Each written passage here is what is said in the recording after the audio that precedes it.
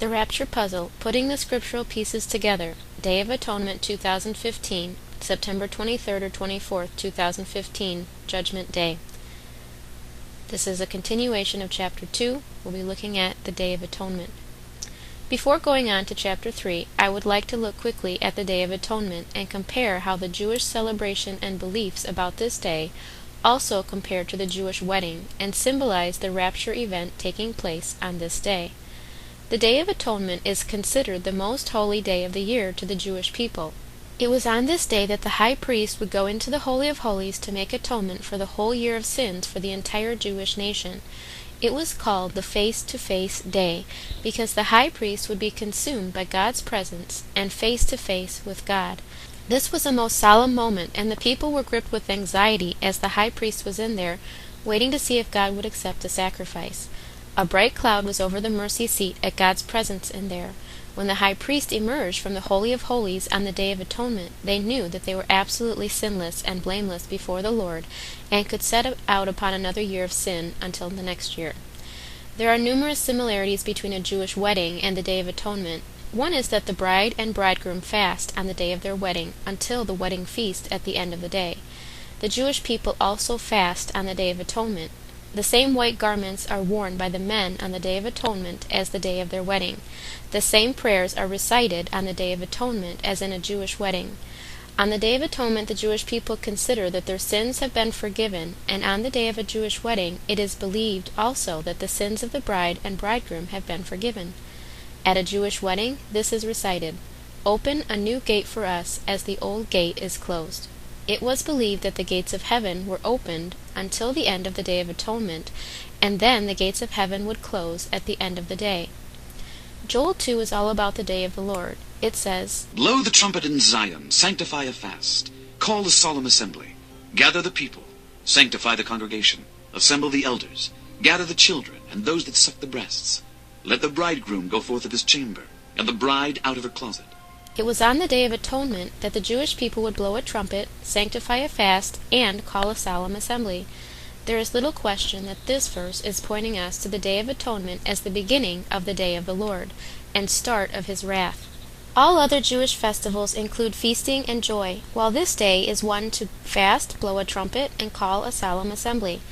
It is considered the holiest day of the year by the Jewish people, and even most non-religious Jews observe this day. It was considered to be a Sabbath. Jesus said in Mark 2:20, "But the time will come when the bridegroom will be taken from them, and on that day they will fast." Could Jesus have been giving us yet another clue about when the bridegroom was coming and when he would be taken away from those left behind? Could he be telling us that on that day there will be fasting, when the bridegroom is taken away with the bride and the day of the Lord begins? This is when the restrainer is removed. 2 Thessalonians 2:7 says, "For the secret power of lawlessness is already at work, but the one who now holds it back will continue to do so till he is taken out of the way." When Jesus leaves with his bride to start the year of Jubilee with the raptured saints in heaven, this is when all hell breaks loose on planet Earth, as the one who has been restraining the power of lawlessness is taken out of the way. Jesus said that only the Father knows about this day and hour, the day of the Lord. Zechariah 14 calls it a day known only to the Lord. Even Jesus told us that he was unaware of what exactly will happen during this year of total darkness, when Satan is allowed to have his way on earth without restraint. Zechariah 14 also tells us that on that day there will be no light. This is because Jesus, the light of the world, will no longer be there. He is with us until the end of the age, and the age of grace will be finished, and the day of wrath will have begun. Could it be that it is so dreadful and terrible that the Father has hidden this from the Son in order to spare him the pain of knowing what will take place? But about that day or hour no one knows, not even the angels in heaven, nor the Son, but only the Father.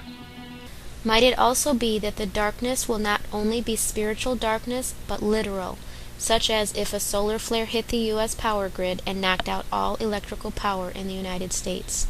The fifth angel poured out his bowl on the throne of the beast, and its kingdom was plunged into darkness. Chapter 3. Puzzle pieces 7, 8, and 9. 70th week of Daniel, final 7 years, and the 7th day of Tabernacles. Let's take a quick look at the 7th day of the Feast of Tabernacles. This was perhaps the most festive day of the year in Israel. It was on this day that the Jewish people would walk around the altar 7 times in remembrance of the walls of Jericho falling. On the 7th time around, the people would throw the palm branches they were carrying into the fire of the altar and cry out, "Hosanna, save us now! Blessed is he who comes in the name of the Lord." There was a great deal of dancing and rejoicing that took place on this day.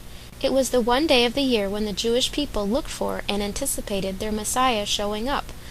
While I am not completely certain, it seems to me that our wedding celebration in heaven will most likely last for 7 days during the Feast of Tabernacles, and the most festive day of the wedding will be on the 7th day, just as it was with the traditional Jewish wedding.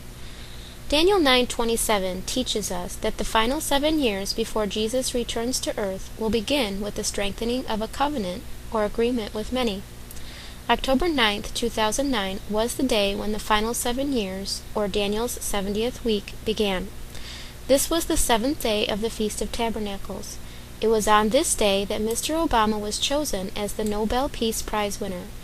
Mr. Obama was chosen as the world's peacemaker on the 7th day of the Feast of Tabernacles, the one day of the year when the Jewish people looked for and anticipated their Messiah to come.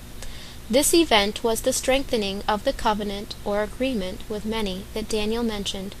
Mr. Obama would then go on to receive the award just a few hours before the start of Kislev 24 on the Jewish calendar, which was Hanukkah Eve. There are 2 dates mentioned in Haggai 2 regarding the Lord shaking the heavens and the earth, and bringing the desire of all nations to himself at the time of the rapture.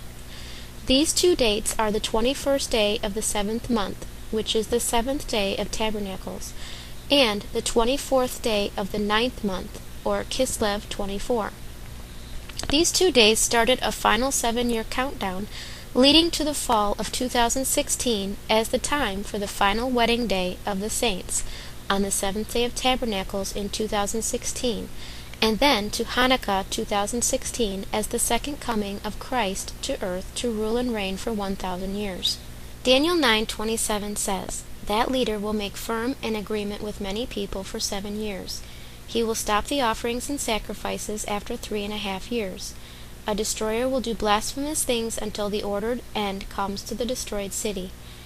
To be certain that this was in fact the strengthening of the agreement with many that Daniel is referring to, we needed to see something take place in the middle of this 7-year period that would fulfill the prophecies concerning the daily sacrifice and offering being stopped.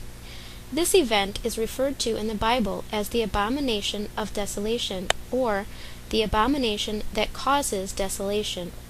In the next chapter, we will look at the prophecies concerning this event and how Mr. Obama fulfilled them exactly 1,260 days after he was chosen as the Nobel Peace Prize winner on October 9, 2009. I know that many of you have been told that the final 7 years will begin with the signing of a peace treaty, and that the temple in Israel will be rebuilt, and in the middle of this 7-year period the Antichrist will stop the animal sacrifices taking place in this temple and declare that he is God. And this could be one possible interpretation of how the scriptures could be fulfilled. The problem is that the Lord never seems to fulfill his prophecies in a way that everyone is expecting. When Christ first came to earth, all of the Jewish people were expecting their Messiah at that time. They were looking for him. They knew that the 69 weeks of Daniel were about to end, and they were anticipating their Messiah to show up any day. Yet almost all of them missed him when he came, especially the religious leaders. They had too many preconceived ideas of what the Messiah was supposed to be that they missed him. And today also, most Christians are unaware of the time in which we live, because they are so certain that a temple must first be built in Israel and a 7-year peace treaty signed. Most believers also think that the rapture takes place before all of these events, so there is little need to watch for the prophecies to be fulfilled before the rapture occurs. Wake up, wake up, wake up, all you sleepers stand up.